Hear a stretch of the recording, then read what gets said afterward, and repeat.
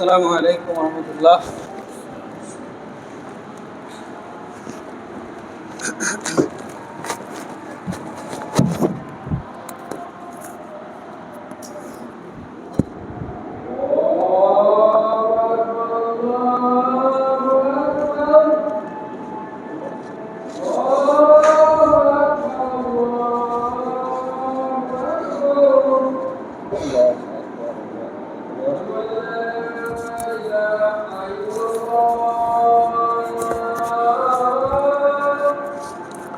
أشهد أن لا إله إلا الله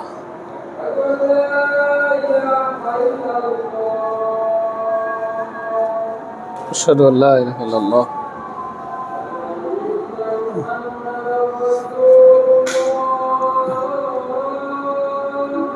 أشهد أن محمدا رسول الله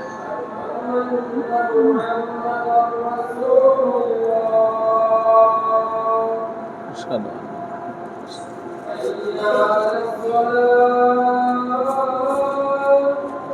لا حول ولا قوة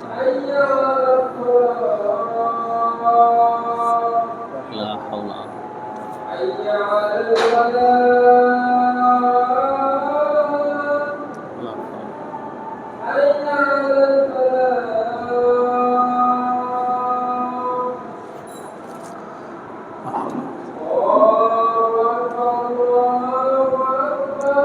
الله أكبر الله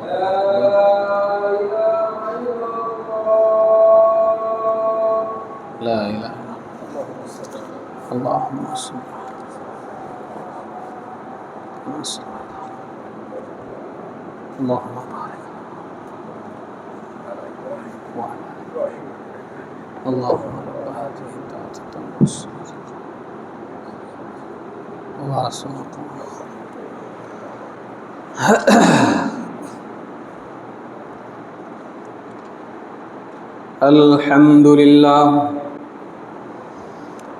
الحمد لله نحمده ونستعينه ونستغفره ونؤمن به ونتوكل عليه ونعوذ بالله من شرور أنفسنا ومن سيئات أعمالنا من يهده الله فلا مضل له ومن يضلله فلا هادي له ونشهد أن لا إله إلا الله وحده لا شريك له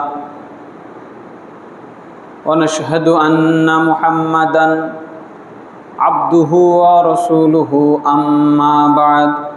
أما بعد فإن خير الحديث كتاب الله وخير الهدى هدى محمد صلى الله عليه وسلم وشر الأمور محدثاتها وكل محدثة بدعة وكل بدعة ضلالة وكل ضلالة في النار. فقد قال الله تعالى في كلامه المجيد بعد أعوذ بالله من الشيطان الرجيم يا أيها الذين آمنوا اتقوا الله حق تقاته ولا تموتن إلا وأنتم مسلمون يا أيها الناس اتقوا ربكم الذي خلقكم من نفس واحدة وخلق منها زوجها وبث منهما رجالا كثيرا ونساء واتقوا الله الذي تساءلون به والأرحام إن الله كان عليكم رقيبا يا أيها الذين آمنوا اتقوا الله وقولوا قولا سديدا يصلح لكم أعمالكم ويغفر لكم ذنوبكم ومن يطع الله ورسوله فقد فاز فوزا عظيما. أعوذ بالله من الشيطان الرجيم بسم الله الرحمن الرحيم قاف والقرآن المجيد بل عجبوا أن جاءهم منذر منهم فقال الكافرون هذا شيء عجيب أإذا متنا وكنا ترابا ذلك رجع بعيد قد علمنا ما تنقص الأرض منهم وعندنا كتاب حفيظ بل كذبوا بالحق لما جاءهم فهم في أمر مريج أفلم ينظروا إلى السماء فوقهم كيف بنيناها وزيناها وما لها من فروج والأرض مددناها وألقينا فيها رواسي وأنبتنا فيها من كل زوج بهيج تبصرة وذكرى لكل عبد منيب ونزلنا من السماء ماء مباركا فأنبتنا به جنات وحب الحصيد والنخل باسقات لها طلع نضيد رزقا للعباد وأحيينا به بلدة ميتة كذلك الخروج كذبت قبلهم قوم نوح وأصحاب الرس وثمود وعاد وفرعون وإخوان لوط وأصحاب الأيكة وقوم تبع كل كذب الرسل فحق وعيد وقال سبحانه وتعالى واعتصموا بحبل الله جميعا ولا تفرقوا وقال النبي صلى الله عليه وسلم إن بني إسرائيل تفرقت على 72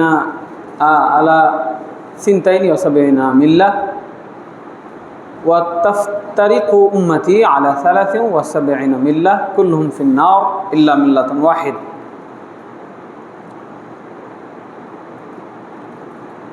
রাহু আবু দাউদ ও তিরমিজি। যাবতীয় গুণগান প্রশংসা আল্লাহ রাব্বুল আলামিনের জন্য। দুরূদ ও শান্তির ধারা বর্ষিত হোক আমাদের শেষ নবী প্রিয় নবী মুহাম্মদুর রাসূলুল্লাহ সাল্লাল্লাহু আলাইহি ওয়াসাল্লামের উপরে এবং যারা তার আহাল পরিবার ছিলেন, তার সঙ্গী সাথী ছিলেন, কিয়ামত পর্যন্ত যারা তার অনুসরণ করেছেন, করছেন, করবেন, তাদের সবার উপরে আল্লাহর পক্ষ থেকে দয়া এবং শান্তি বর্ষিত হোক। আল্লাহুম্মা আমিন। সম্মানিত মসজিদ মুসল্লি, আমি কিছু আয়াত তিলাওয়াত করেছি। রাসূল সাল্লাল্লাহু আলাইহি ওয়াসাল্লাম খুতবায় দাঁড়ালে এই আয়াতগুলো পাঠ করতেন। বিশেষ করে যে তিনটি আয়াত তাকওয়া রিলেটেড, এই তিনটি আয়াত আল্লাহ রাসূল সাল্লাল্লাহু আলাইহি ওয়াসাল্লাম প্রায় বক্তব্যের শুরুতেই বলতেন। এই জন্যেই আয়াতগুলোকে, এই খুতবাগুলোকে অনেকে খুতবাতুল হাজা বলে। আর সূরা কফ আল্লাহ রাসূল সাল্লাল্লাহু আলাইহি ওয়াসাল্লাম প্রত্যেক জুমায় তিনি সূরা কফ পড়তেন এবং সাহাবীদের বক্তব্য হলো যে আমরা আল্লাহ রাসূলের মুখ থেকে সাল্লাল্লাহু আলাইহি ওয়াসাল্লাম জুম্মার দিনে শুনে শুনে আমাদের মুখস্থ হয়ে গেছে। কফ আল কুরআনিল মাজিদ বাল আজিবু আন জাআহুম মুনযিরুম মিনহুম। আমি কিন্তু কোরআনের হাফেজ না, আমারও পড়তে পড়তে মুখস্থ হয়ে গেছে। ঠিক আছে, তো সাহাবীদের মুখস্থ হয়ে গেছে। এত গুরুত্বপূর্ণ একটা সূরা, আর ওই তিনটা আয়াত এত গুরুত্বপূর্ণ তিনটা আয়াত। ইয়া আইয়ুহাল্লাযীনা আমানুত্তাকুল্লাহা হাক্কা তুকাতিহি ওয়া লা তামুতুন্না ইল্লা ওয়া আনতুম মুসলিমুন। ঠিক আছে, যদি আমরা এই আয়াতের অর্থগুলা বুঝতাম, এবং আমারও খুব সাধ জাগে, সময় স্বল্পতার কারণে প্রত্যেক জুমায় বাংলায় অনুবাদ করা সম্ভব হয় না। আমারও খুব সাধ জাগে যে আরবিতে না পড়ে বাংলাতে পড়ি। হ্যাঁ, তো বাংলাতে পড়লেও এই কয়টা আয়াত যদি প্রত্যেক জুমায় কেউ শুনে, তার ভিতরে একটা আলাদা নূর সৃষ্টি হবে এবং তার ভিতরে পরিবর্তন কাজ করবে এবং জুম্মার খুতবার যে মূল উদ্দেশ্য, সেই উদ্দেশ্য হাসিল হবে ইনশাআল্লাহ। তো এখন মানুষ তো অভ্যস্ত না, হয়তো বিরক্ত হয়ে বলবেন যে হুজুর প্রত্যেক জুমায় আসে আর খালি ওই একই আয়াত বারবার পড়ে, কারণটা কি? তো কারণটা আজকে বললাম, শেষে যদি স্মরণ থাকে আরেকবার বলবো ইনশাল্লাহ।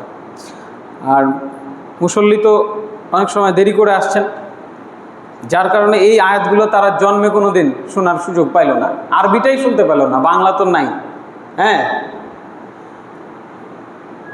অনেকগুলো বিষয়কে এখানে ইনক্লুডেড রাখা হয়েছে, যে জিনিসগুলো আমাদের সাথে কানেক্টেড এবং সামারাইজ করা হয়েছে এমনভাবে যে যে শুনবে তার মধ্যেই একটা পরিবর্তন কাজ করবে। যে যে পেশার মানুষ হোক না কেন, যে যে চিন্তার মানুষ হোক না কেন, সে যদি এই আয়াতগুলো শুনে এবং প্রতিনিয়ত শুনে, মনের মধ্যে অবশ্যই তার নূর সৃষ্টি হবে, পরিবর্তন আসবে। তো ইনশাআল্লাহ সে বিষয়ে আমার কাজ করার ইচ্ছা আছে। আরও ইচ্ছা আছে এখানে মুসল্লিদেরকে নিয়ে কিভাবে এই আয়াতগুলো ধরে ধরে তাদের শেখানো যায়, বোঝানো যায় যে এগুলো তাদের জন্য, আমাদের জন্য নাজিল করা হয়েছে। বহু প্ল্যান আছে, ব্যস্ততার কারণে সেগুলো বাস্তবায়ন করা সম্ভব হচ্ছে না, পরিবেশের কারণেও অনেক সময় এগুলো সম্ভব হচ্ছে না। মুসল্লি যদি চায়, আল্লাহ যদি সুযোগ করে দেন, সহজ করে দেন, ইনশাআল্লাহ সে বিষয়ে উদ্যোগী হব ইনশাআল্লাহ। বিশ্বব্যাপী এক উত্তাপ চলছে বর্তমানে। আজকে পেট্রোল ডিজেলের সংকটে জাতি দিশেহারা এবং অলরেডি বিভিন্ন পণ্যের দাম বাড়া শুরু হয়েছে। আল্লাহ রাব্বুল আলামিন আমাদেরকে সতর্ক করেছেন, ওয়াত্তাকু ফিতনাতান, তোমরা ওই ফিতনাকে ভয় করো যেই ফিতনা শুধু তোমাদের এই যারা জুলুমকারী, আল্লাযিনা যালামু মিনকুম খাসসাহ, শুধু যারা জুলুম করে, জালেম, অন্যায়কারী, পাপী, তাদের মধ্যে এটা সীমাবদ্ধ থাকবে না। ওই ফিতনাকে ভয় করো যে ফিতনা সর্বগ্রাসী হবে, সবাই বিপদে পড়বে। ওই ফিতনা আসা শুরু হয়েছে বহু আগে, এখন যেন এই ঢেউয়ের উপর ঢেউ, ঢেউয়ের উপর ঢেউ, এক ফিতনা সামাল দিতে না দিতে আরেক ফিতনা হাজির। তো এই বিশ্বব্যাপী ফিতনা আমি আপনি আমাদের মতো ছোট মানুষ কণ্ঠস্বর দিয়ে, ফুৎকার দিয়ে এগুলো নিভিয়ে দিতে পারবো না, বন্ধ করতে পারবো না। আমরা হতাশ হব এবং আমাদের আগ্রহ নষ্ট হবে, যতটুক করণীয় সেটুকুও বাদ যাবে, যে আমাকে দিয়ে কিছু হবে না, অতএব বাদ। কাজেই যতটুক আমাদের সুযোগ আছে, যতটুক আমাদের করণীয় আছে, এই ফিতনা থেকে পৃথিবীকে মুক্ত করার, এবং এই ফিতনা থেকে পৃথিবীকে মুক্ত করতে না পারলেও অন্তত নিজে এখান থেকে বাঁচার। যেমনটি আল্লাহ রাব্বুল আলামিন বললেন, ওয়াত্তাকু ফিতনাতান লা ইউসিবান্না আল্লাযিনা যালামু মিনকুম খাসসাহ, তোমরা ওই ফিতনাকে ভয় করো, সাবধান থাকো, কেয়ারফুল হও, যে ফিতনাতে শুধু জালেমদের বিপদ হবে না, সবাই বিপদে পড়বে।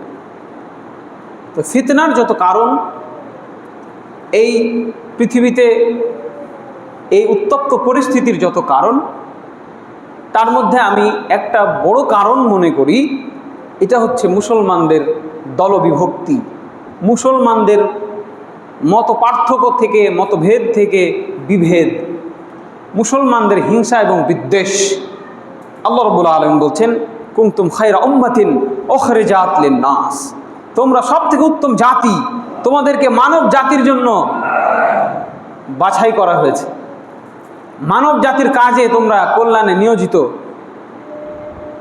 ইয়ামুরুনা বিল মা'রুফি ওয়া ইয়ানহাউনা আনিল মুনকার, কল্যাণের কাজে তোমরা আদেশ করবে আর অকল্যাণ, খারাপ কাজে বাধা দিবে। এই জাতি আল্লাহ বানিয়েছেন এই পৃথিবীর বুকে একটা, তারা কারা? তারা তোমরা। তাহলে তারা যারা, তারা খালি লেবেল দিয়ে, দাড়ি টুপি জুব্বা দিয়ে, আর নামের আগে মোহাম্মদ আর শেষে আলী আর হুসেন দিয়ে হবে না। এটা লেবেল নয়, এটি আল্লাহ রাব্বুল আলামিন একটা গোত্রকে বুঝালেন যে তোমরা, তারা কারা? এই মসজিদে ঢুকলেই তারা ওই দলের শামিল হয়ে যাবে? হবে না।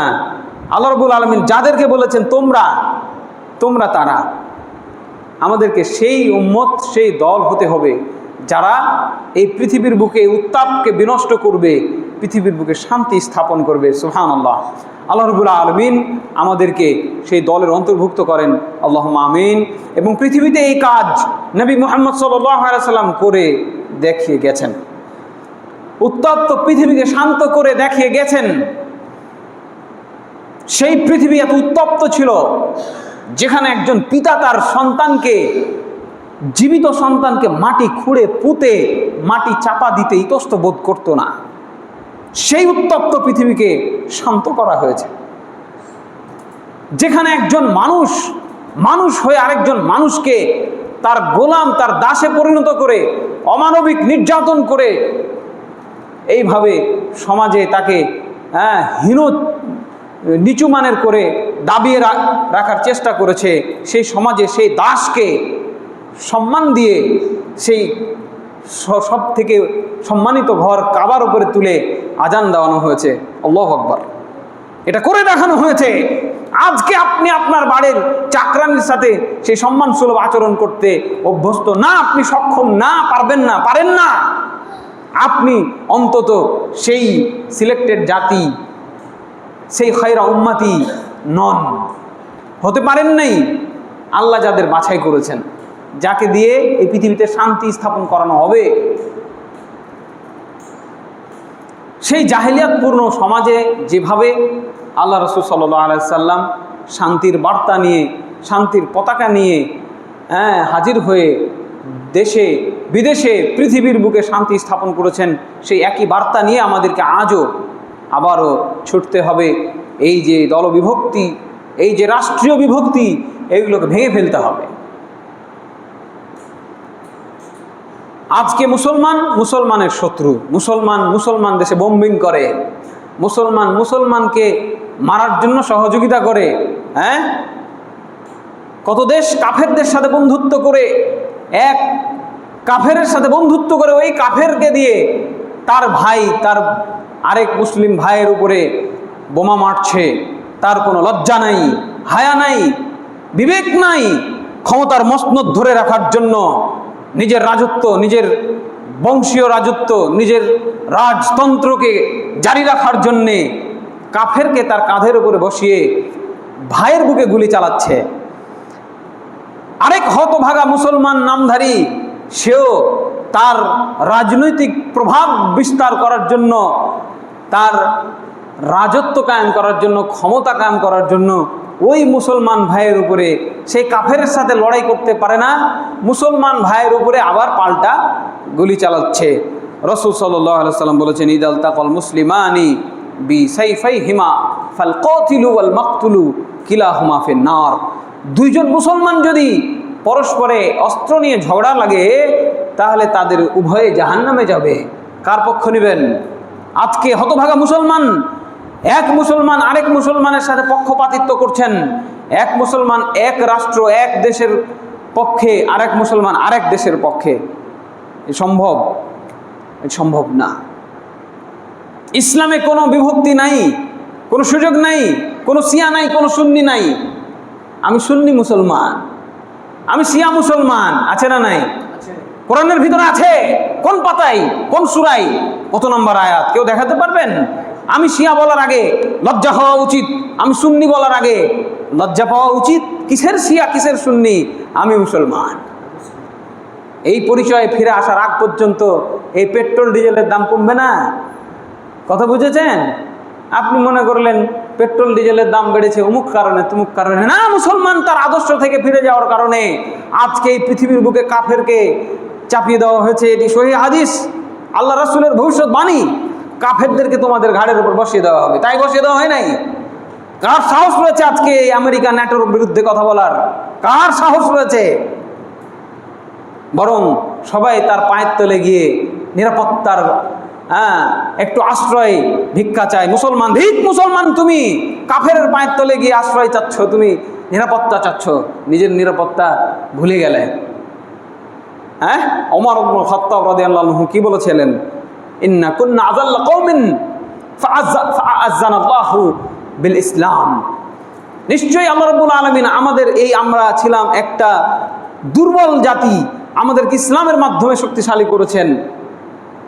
যখনই আমরা ইসলাম বাদ দিয়ে ভিন্ন কোথাও এই ইজ্জত, এই সম্মান আবার খুঁজতে যাব, লাঞ্ছিত হব।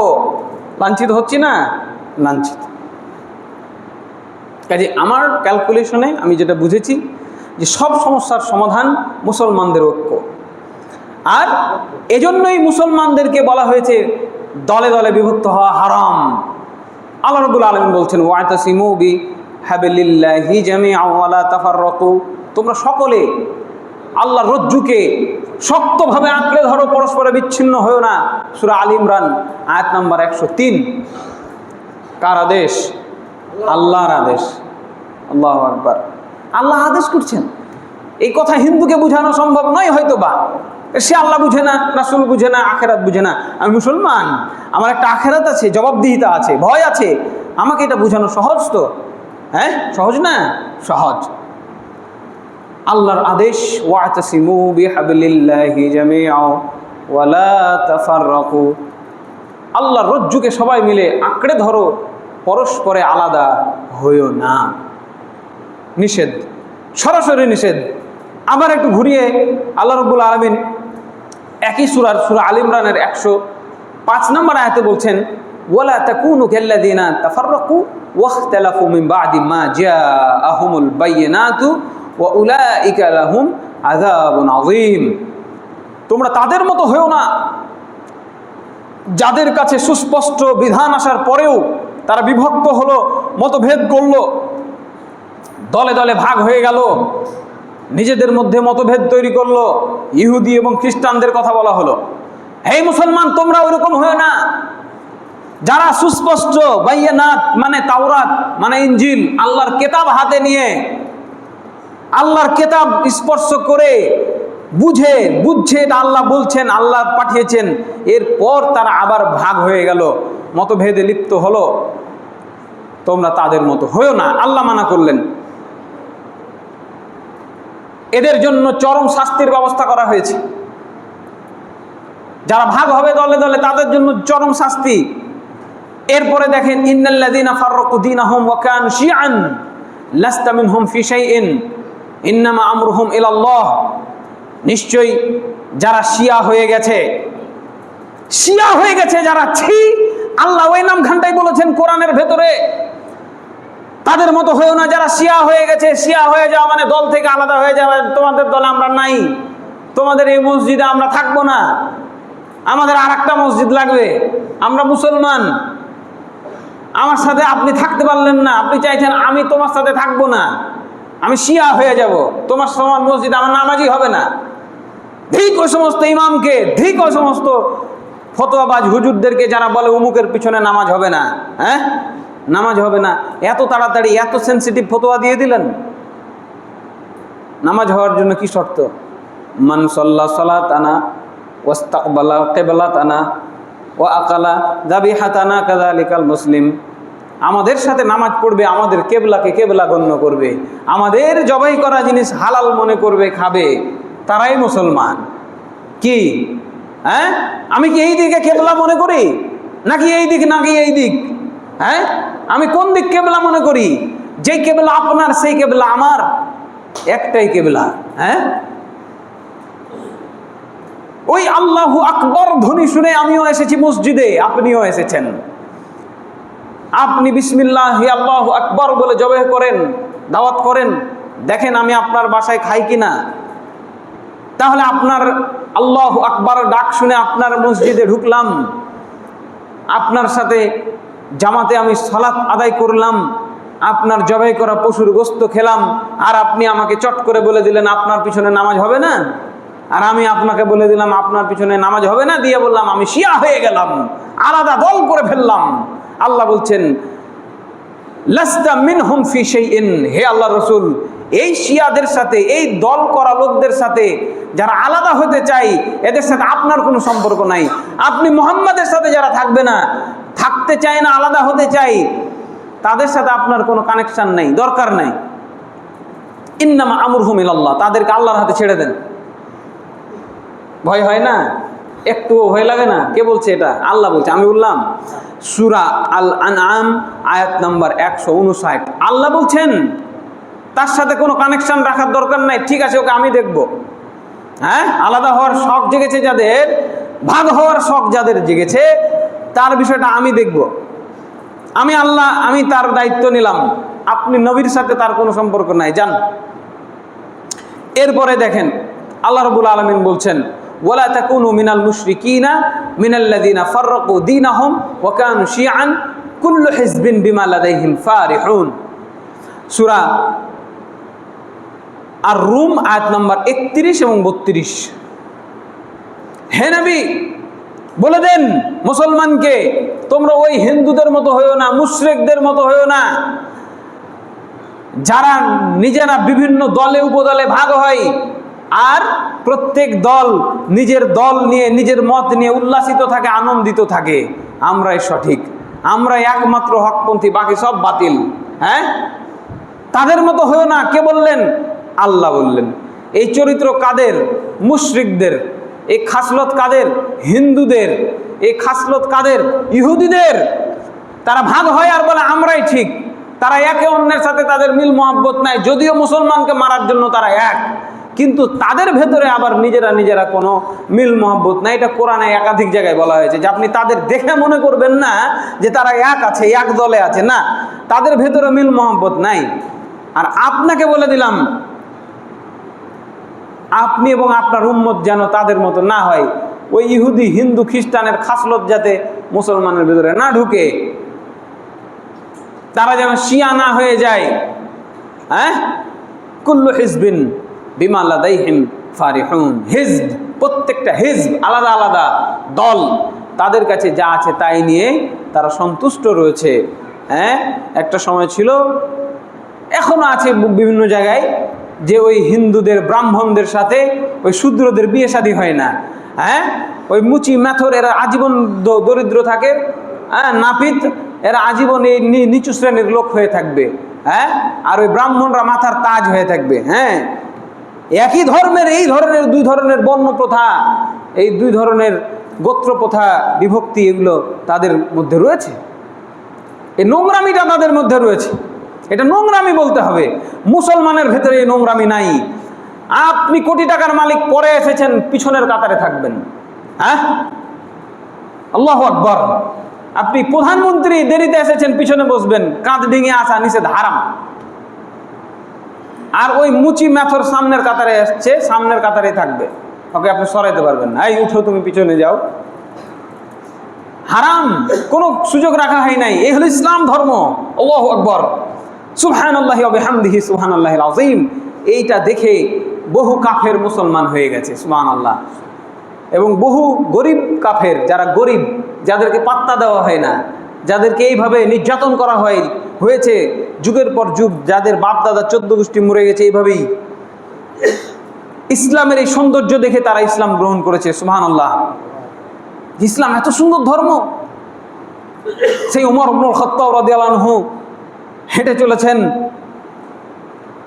উত্তপ্ত বালুর উপর দিয়ে হাঁটছেন, রশি ধরে, উটের রশি ধরে, আর গায়ে যে পোশাক পরেছেন, তার যা পোশাক, তার ভৃত্য, তার চাকরের একই পোশাক। চাকরকে উটের ওপর চড়িয়ে নিয়েছেন, উটের ওপর চড়িয়ে তিনি দড়ি টানছেন।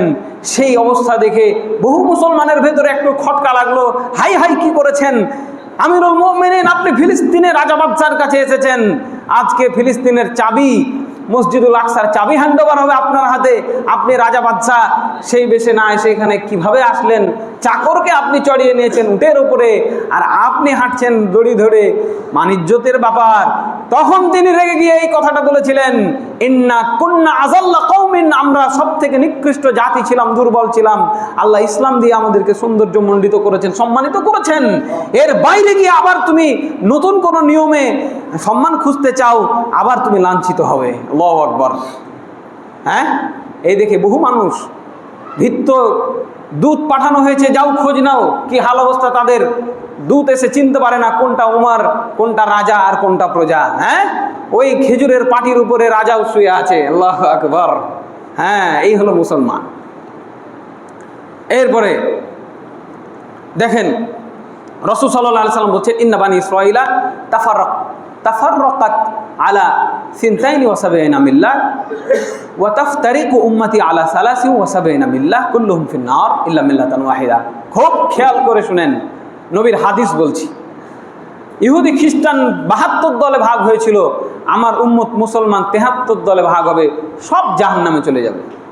শুধুমাত্র একটা দল বাদ দিয়ে সবাই জাহান্নামে যাবে। তার মানে দলে ভাগ হওয়া হারাম, ফলাফল জাহান্নাম। আবু দাউদ হাদিস নাম্বার 4596, তিরমিজি হাদিস নাম্বার 2641। সব জাহান্নামে চলে যাবে, সবকেই আল্লাহ জাহান্নামে দিয়ে দিবেন। যারা ভাগ হয়ে চলে যাবে যে আমরা একসাথে থাকবো না, আমরা আলাদা, তোমরা আলাদা আমরা আলাদা, তোমরা আর আমরা যারা বলবে আরাম, সব জাহান্নামে যাবে। অস্ত্র বহু দূরে থাকলো, অস্ত্র মান হামালা আলাইনা সালাহ ফালাইসা মিন্না, মান হামালা আলাইনা সিলাহ ফালাইসা মিন্না। রাসূল সাল্লাল্লাহু আলাইহি সাল্লাম বলেছেন, যারা আমাদের দিকে অস্ত্র তাক করে ওরা আমাদের দলের কেউ না, জাহান্নামে যাবে। অস্ত্র, পারমাণবিক বোমা, মিসাইল, প্রত্যেকটা মিসাইল তৈরিকারী ব্যবহারকারীকে জাহান্নামে দেওয়া হবে। মুসলমান, তুমি মুসলমানের পেছনে মিসাইল মারো, প্রত্যেকটা মুসলমানকে জাহান্নামে দেওয়া হবে। কুল্লুহুম ফিন্নার। আল্লাহ রাসূল কি বললেন? কুল্লুহুম, ইচ এন্ড এভরিবডি, একজনও বাদ যাবে না। যেই মিসাইল বানিয়েছে, যে মিসাইল মেরেছে মুসলমানকে মারার জন্য, জাহান্নাম। তুমি কে কত বড় বুজুর্গানে দিন দেখার সুযোগ নাই, জাহান্নাম। কুল্লুহুম ফিন্নার, সব জাহান্নামে যাবে। যারা ভাগ হয়ে যায়, মুসলমান মুসলমান এক থাকবো না, আলাদা থাকবো, সব জাহান্নাম। একটা দল বাঁচবে, ওটা নিয়ে পরে এক সময় একটা গোটা জুমার খুতবা লাগবে। আজকে শুধু এতটুকু বলি, সাহাবীরাও বললেন ওই এক দল কারা গো? এক দলে কে? মা আনা আলাইহি ওয়া আসহাবি, আমি এবং আমার সাহাবীরা যে মতের উপরে আছে এর উপর যারা থাকবে।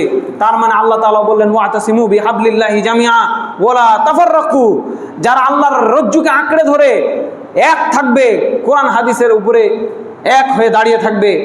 কোরআন হাদিস যেখানে আমরা আছি সেখানে কোরআন হাদিস ছাড়া কোনো কিছু মানি না, মানবো না, এই চিন্তার উপরে যারা থাকবে তারাই হলো একদল জান্নাতি।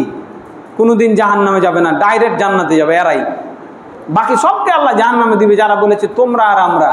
আর অস্ত্র তো বহু দূরে থাকলো। এরপরে দেখেন রাসূল সাল্লাল্লাহু আলাইহি সাল্লাম বলছেন, মান ফারাকাল জামাআতা শিবরান ফাকাদ খালা রিবকাতাল ইসলামি মিন উনুকিহি, কেউ যদি মুসলমানদের জামাত থেকে এক বিঘত সরে যায়, এই টাইলসে ছিলাম আমি মুসলমান, ওই টাইলসে সরে গেলেন যে আপনার সাথে থাকবো না, ইসলামের বেড়ি গলা থেকে খুলে ফেললো, মানে মুসলমান থেকে বাড়িয়ে গেল। এক মুসলমানের সাথে থাকবো না বলা ইসলাম থেকে বের হয়ে যাওয়া সমান। এরপরে কি বলছেন? মান ফারাকাল জামাতা মান খারাজা মিনাত তাআতি ওয়া ফারাকাল জামাআতা ফামাতা মাতা মাইতাতান জাহিলিয়া, কেউ যদি মুসলমানদের জামাত থেকে সরে যায়, নেতার আনুগত্য থেকে সরে যায়, থাকবো না আমি মুসলমানদের সাথে। মুসলমানদের জামাত দুটা হবে, কয়টা? দুটা হবে। তিনটা তো বহু দূরে থাকলো, হবে তো 72 মানে 72,000 হইতে পারে, এই নিয়ে মতভেদ আছে। আল্লাহ এবং আল্লাহ রাসূলের বিধানকে বিধানগুলি দেখিয়ে হাজারো দল হবে, এটি আল্লাহ রাসূলের ভবিষ্যৎবাণী সাল্লাল্লাহু আলাইহি ওয়াসাল্লাম। কিন্তু আল্লাহ রাসূল সাল্লাল্লাহু আলাইহি ওয়াসাল্লাম কি বললেন? একটা দল আছে, দুটা হবে। মনে করলো যে একটা তো হবে না, তোমার মতন হচ্ছে না, চলতে পারছি না তোমাদের সাথে, তোমাদের সাথে মিল মহব্বত হয় না, মিলে না, কথায় কথায় মিলছে না। হ্যাঁ, মিসাইল মারার ইচ্ছা হচ্ছে খুব, মিসাইল বানিয়ে গুটিক মিসাইল তোমার দেশে মারার খুব ইচ্ছা আমার। হ্যাঁ, আমেরিকাকে সাথে নিয়ে তোমার দেশে কিছু মিসাইল মারার আমার খুব ইচ্ছা। হ্যাঁ, কথা বুঝতে পারছেন? আকার ইঙ্গিত। দুটা দেশ, দুই ভাগে ভাগ হওয়া হারাম। ফামাতা মাইতাতান জাহিলিয়াতান, সে যদি এই অবস্থায় মরে যায় জাহেলিয়াতের মৃত্যুবরণ করলো। লা হাওলা ওয়ালা কুওয়াতা ইল্লা বিল্লাহ। আল্লাহ আমাদের হেফাজত করেন, আল্লাহুম্মা আমিন। আগেরটা আবু দাউদ হাদিস নাম্বার 4758, আর এটা হলো সহিহ মুসলিম, খুব বিখ্যাত হাদিস, হাদিস নাম্বার 1848। মুসলমানের দল কয়টা হবে? সবাই বলেন কয়টা? মুসলমানের দল একটা, মুসলমানের সৃষ্টিকর্তা একটা, মুসলমানের কোরআন একটা, মুসলমানের নবী একটা, মুসলমানের দুইটা দেশ থাকতে পারে না, হারাম। কয়টা দেশ আছে? কয়টা? অনেক দেশ। হ্যাঁ, 53টা না কয়টা? হ্যাঁ, একেবারে মুসলিম দেশ এতবেলা। আর বাকি আরো বহু দেশে তো মুসলমান আছে, হারাম। এই মানচিত্র বর্ডার ভেঙে ফেলতে হবে। যতদিন না ভাঙা হবে ততদিন মুসলমানের শান্তি নাই, মুসলমানের বাচ্চা স্ত্রী কেউ নিরাপদ নাই, এইভাবেই মরে যাবে, পৃথিবী থেকে চলে যাবে, বোমার আঘাতে ছিন্ন বিচ্ছিন্ন হয়ে যাবে, হাত পা ছিঁড়ে চলে যাবে। আর ওই কাফেরের কাছে গিয়ে কান্নাকাটি করবে, আমাদের একটু নিরাপত্তা দাও, আমাদের দেশকে একটু বাঁচাও। হ্যাঁ, মুসলমান এক দেশ, এক রাষ্ট্র, এক বর্ডার, দ্বিতীয় বর্ডার জায়েজ নাই, হারাম। তুমি আর আমি, জায়েজ নাই, হারাম। মুসলমান এক দেশ, এক রাষ্ট্র, এক রাষ্ট্রপতি, এক খলিফা, এক রাজা, এক আদেশদাতা। তার আদেশের বাইরে যে যাবে ইসলাম থেকে খারিজ হয়ে যাবে। মান খারাজা মিনাত তাআত ফামাতা মাতা মাইতাতান জাহিলিয়া। এক রাজা, এক নির্দেশদাতার নির্দেশের বাইরে যে যাবে মারা যাবে, জাহেলিয়াতের মৃত্যুবরণ করবে। কার কথা? নবী মুহাম্মদ সাল্লাল্লাহু আলাইহি ওয়াসাল্লামের কথা। শান্তি খুঁজবেন আপনি? হ্যাঁ, 58টা রাষ্ট্রে ভাগ হয়ে শান্তি খুঁজবেন? শক্তিশালী রাষ্ট্র এক একটা। হ্যাঁ, আমরা বাংলাদেশ নামে বাদই দিলাম, অথচ এটার তৃতীয় মুসলিম প্রধান দেশ সংখ্যাগরিষ্ঠতার দিক দিয়ে, না বাদই দিলাম। আমাদের চারদিক কাফেরে ঘেরা, বেশি আস্ফালন দেখালে আবার রাতারাতি গুম হয়ে যাওয়ার খুব সম্ভাবনা বাংলাদেশ। হ্যাঁ, এই দেশে তো অভিভাবক নাই, অভিভাবক শূন্য একটা দেশ। যারা অভিভাবক হতে চায় তাদেরকে শেষ করে দেওয়া হয়, থাকে না বেশি দিন। খুব ভালো অভিভাবক এই দেশে বাঁচে না, ইতিহাস বলে না। ইতিহাস আমরা দেখেছি, ইতিহাস এই দেশে অভিভাবক নাই। যারা অভিভাবক হতে চায় তাদেরকে হারিয়ে ফেলা হয়, হয় হত্যা করে ফেলা হয়, না হয় নাই করে দেওয়া হয়। তো যাদের অন্তত শক্তি আছে তারা অন্তত যদি উদ্যোগী হতো, আল্লাহ তাদের সুবুদ্ধি দান করেন। আল্লাহুম্মা আমিন। মুসলমানের ভাই, আল্লাহ রাব্বুল আলামিনের এই বাণীগুলো কখন শুনবো আমরা, কখন বুঝবো আমরা? আল্লাহ রাব্বুল আলামিন সূরা হুজুরাতের 10 নম্বর আয়াতে বলছেন, ইন্নামাল মুমিনুনা ইখওয়া ফাআসলিহু বাইনা আখাওয়াইকুম ওয়াত্তাকুল্লাহা লাআল্লাকুম তুরহামুন। নিশ্চয় মুসলমানের ভাই, মুসলমানদের মধ্যে ঝামেলা হলে মিটিয়ে দাও, তোমাদের মধ্যে আশা করা যায় রহমত নাজিল হবে। পেট্রোল ডিজেলের দাম কমবে, চাল ডালের দাম কমবে। আজকে মুরগির দাম শুনলাম বহু বেড়ে গেছে। হ্যাঁ, কালকে আরেকটা জিনিসের দাম শুনবেন বেড়ে গেছে, শুনছিলাম চাউলের দামও নাকি বাড়বে। হ্যাঁ, তাহলে এই যে অশান্তি, এখান থেকে রহমত পাওয়ার নিয়ম কি বললেন আল্লাহ তাআলা? লাআল্লাকুম তুরহামুন, দয়া হবে তোমাদের উপরে। ভাই ভাই ঝগড়া থামাও। আমরা কি করছি? উস্কানি। এই বাংলাদেশের মুসলমান দুই ভাগে ভাগ হয়ে ওখানে মারামারি, এখানে মুসলমান দুই ভাগে ভাগ। একদল এই দেশের পক্ষে, একদল ওই দেশের পক্ষে। নিমক হারাম তারাও, আপনারাও, আমরাও। তারাও নিমক হারাম, মুসলমানে যুদ্ধ করছে, আমরাও নিমক হারাম, দুই দলে ভাগ হয়ে গেছি। অথচ কোরআন হাদিস কি বলছে? এক দল, দুই দল হারাম। 3-4 তো প্রশ্নে ওঠে না। আর হবে কয়টা? 72টা। গণনায় বহু হইতে পারে।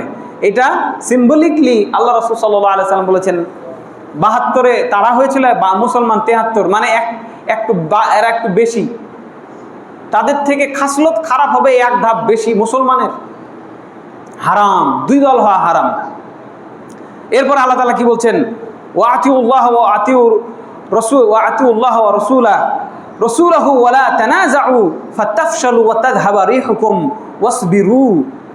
তোমরা আল্লাহ এবং রাসূলের আনুগত্য করো, অনুগত হও, আর খবরদার পরস্পরে ঝগড়া বিবাদ করো না। কে মানা করলো? আল্লাহ মানা করলেন, পরস্পরে ঝগড়া করো না তোমরা, তা না হলে তোমরা সাহস হারিয়ে ফেলবে। আছে সাহস ন্যাটোর বিরুদ্ধে কথা বলার? আছে সাহস ট্রাম্পের বিরুদ্ধে কথা বলার?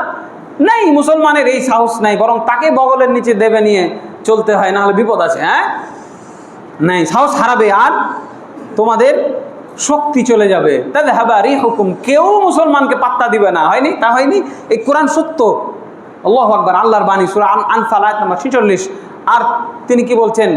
হ্যাঁ, ওয়াসবিরু, ধৈর্য ধারণ করো। এত কেন নিজেরা মারামারি? ধৈর্য ধারণ করো, পরস্পরকে বুঝো, পরস্পরকে সময় দাও। কিছু হলেই মুসলমানে লেগে যেতে হবে কেন? একটু সময় নাও, ধৈর্য ধরো, বুঝো, পরস্পর এক থাকো। এরপরে বলছেন, ওয়ালা তাকুনু কাল্লাযিনা তাফাররাকু ওয়াখতালাফু মিন বা'দি মা জাআহুমুল বায়িনাত। কোরআন আসার পরে, সুস্পষ্ট বিধান আসার পরে তারা যেমন বিভক্ত, তোমরা তেমন বিভক্ত হইও না। আল্লাহ তাআলা সূরা আলে ইমরান 105 নম্বর আয়াতে নিষেধও করেছেন। ঝগড়া করো না, ভাগ হয়ে যেও না, ঝগড়া করো না। ঝগড়া কখন হয়? ইখতিলাফ হলে। ইখতিলাফ কেন করব? আতিউল্লাহ ওয়া আতিউর রাসূলা ওয়া উলিল আমরি মিনকুম ফাইন তানাযাতুম ফি শাইইন ফারুদ্দুহু ইলা আল্লাহি ওয়া রাসূল ইন কুনতুম তুমিনুনা বিল্লাহি ওয়াল ইয়াউমিল আখির। আল্লাহ বলছেন আল্লাহকে মানো, আল্লাহর নবীকে মানো, আর তোমাদের নেতাকে মানো। নেতা কয়টা? একটা। দুটা হলে হারাম। ইদা বুইয়া লি খলিফাতাইনি ফাখতুলুল আখিরা মিনহুমা। রাসূল সাল্লাল্লাহু আলাইহি ওয়াসাল্লাম বলছেন আল্লাহ রাসূলের জিন্দা থাকা অবস্থায় যে কয়টা বলেছে আমি নবী, সবকে হত্যা করা হয়েছে। আর যেটি হয়নি সেটিকে তিনি আদেশ করে গেছেন এর হত্যা করতে হবে। সাহাবীরা হত্যা করেছেন, বহু ভণ্ড নবীকে হত্যা করা হয়েছে। আর তিনি মৃত্যুর পরে তিনি বলেছেন যদি দ্বিতীয় কেউ বলে আমিও রাজা, হত্যা করবে। ফাকতুলুল আখিরা মিনহুমা। দ্বিতীয় কোনো রাজা চলবে না মুসলমানের ভেতরে। আজকে কত রাজা, রাজাই রাজা, সবাই রাজা। হ্যাঁ, একটা থাকবে প্রধান, সেই প্রধানের কথা শুনো, তাহলে আর ঝগড়া থাকবে না। আজকে প্রধান মেলায়, তাই ঝগড়া মেলায়। কথা বুঝেছেন? কাহিনীটা বুঝেছেন? আজকে একই এলাকাতে যখন 3টা মেম্বার ভোটে দাঁড়ায়, মারামারি হয় কি হয় না? আজকে নির্বাচনী প্রচারণা দেখলাম, উভয়ে মুসলমান, এক জায়গায় ইফতারি দাওয়াতে এক জায়গায় ইফতারি খাচ্ছে, এক মসজিদে এক ঈদের মাঠে নামাজ পড়ছে, আর বক্তব্যের মঞ্চে গিয়ে মনে হচ্ছে যে মুসলমানই লয়। এত বাজেভাবে বলছে একজন আরেকজনকে, মনে হচ্ছে মুসলমানই লয়, ওই একলাই মুসলমান, জান্নাত ওর বাপের ঠিকা। হ্যাঁ, দুজনেই বলছে একজন আরেকজনকে এমন ভাবে যে মুসলমানই না। হবে না, এইভাবে হয় না। এটাই বাস্তবতা যে নেতা যদি 4টা 5টা হয় মারামারি হবে। তাই ইসলাম বলেছে নেতা হবে একটা। আর কেউ বলবে না যে আমি নেতা, আমাকে নেতা করো। নেতা কেউ যদি চায়, আল্লাহ রাসূল বলছে তাকে আমরা নেতা করি না। আর নেতৃত্ব চাওয়া হারাম। তাহলে সেখানে নেতা যখন একাধিক হবে, আল্লাহ রাসূল সাল্লাল্লাহু আলাইহি ওয়াসাল্লাম বললেন দ্বিতীয় জনকে হত্যা করতে হবে। আমি আবু বকরের পরে যদি আরেকজন বলে আমিও এক দল হয়েছিল, আল্লাহ রাসূলের মৃত্যুর পরে 3 দিন লাশ দাফন হয়নি, কে নেতা হবে? মুহাজিররা বলছে আমরা, আনসাররা বলছে আমরা, 2 দল হয়ে গেছে।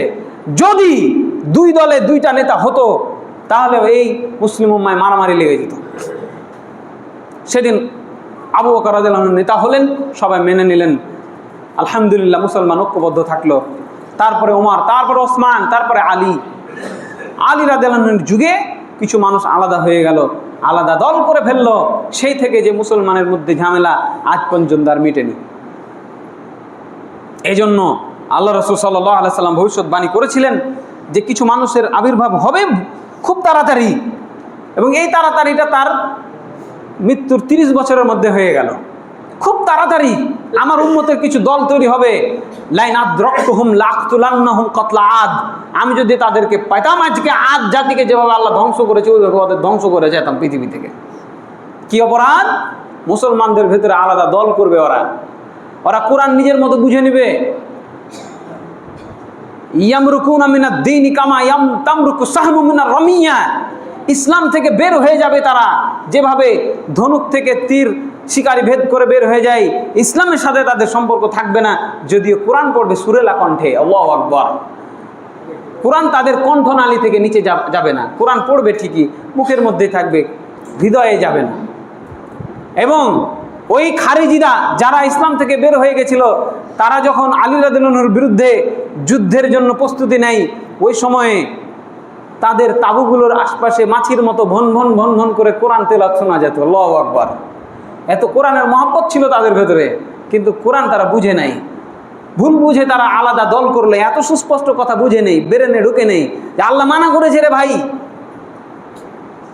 এবং এই প্রেক্ষাপটের আলোকেই, এই সুযোগকে কাজে লাগিয়েই, আমি বলবো সুযোগ কাজে লাগিয়েই হোসাইন রাদিয়াল্লাহু আনহুকে হত্যা করা হয়েছে। কারণ তিনি আলাদাভাবে বায়াত নিতে গেছিলেন, ধোকায় পড়ে গেছিলেন কুফাবাসীর।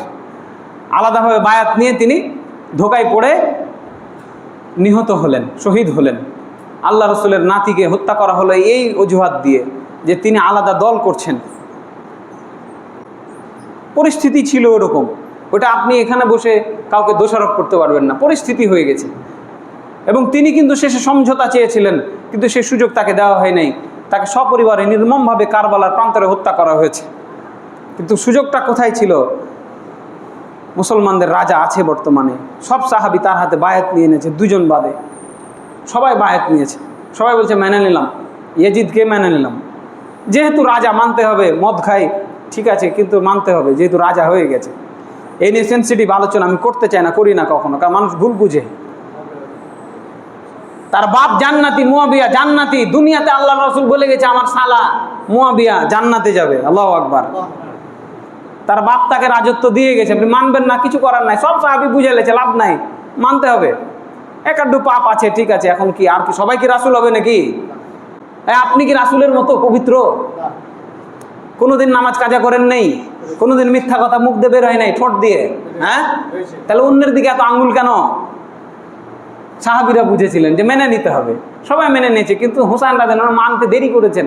কখন মানলেন? মানতে চাইলেন ওই সময়ে যখন চারদিক ঘিরে ফেলেছে ওই বিশ্বাসঘাতকেরা। সেই বিশ্বাসঘাতকতা আজও মুসলমানের সাথে হচ্ছে, বুঝতে পারছে না মুসলমান। মুসলমানকে দিয়ে মুসলমানকে মারা হচ্ছে, মুসলমান বুঝতে পারছে না। আল্লাহ আমাদের বুঝার তৌফিক দান করেন। আল্লাহুম্মা আমিন।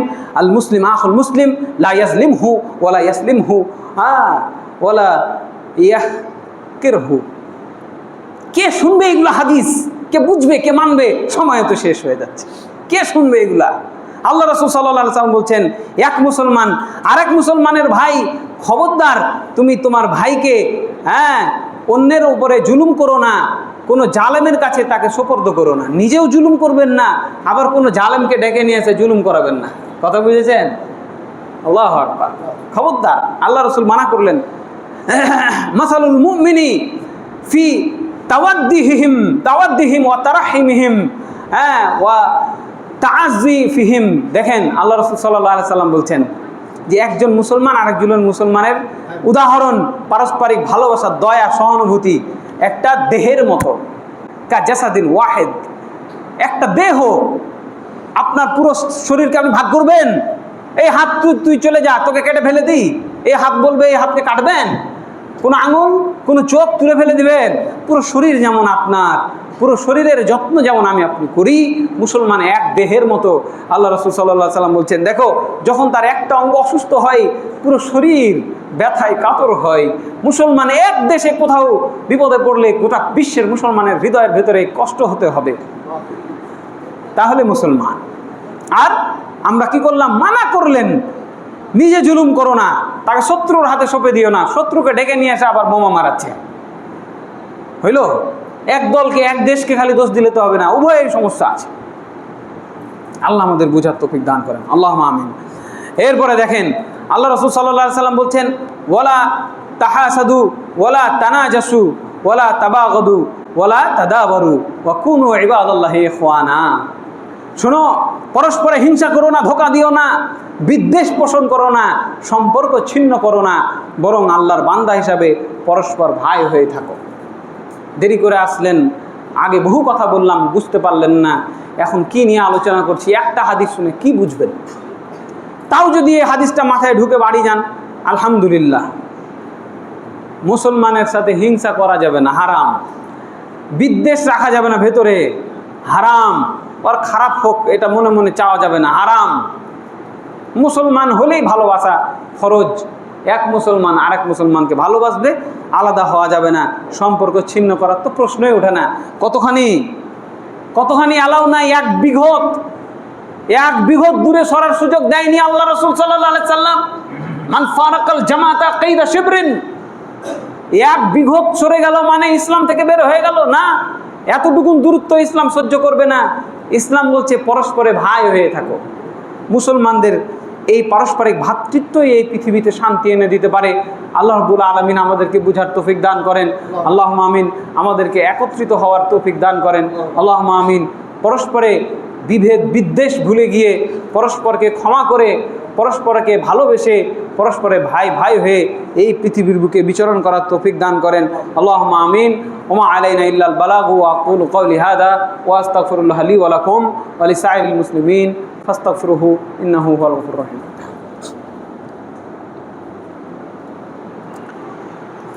ইন্নাল হামদালিল্লাহি ওয়া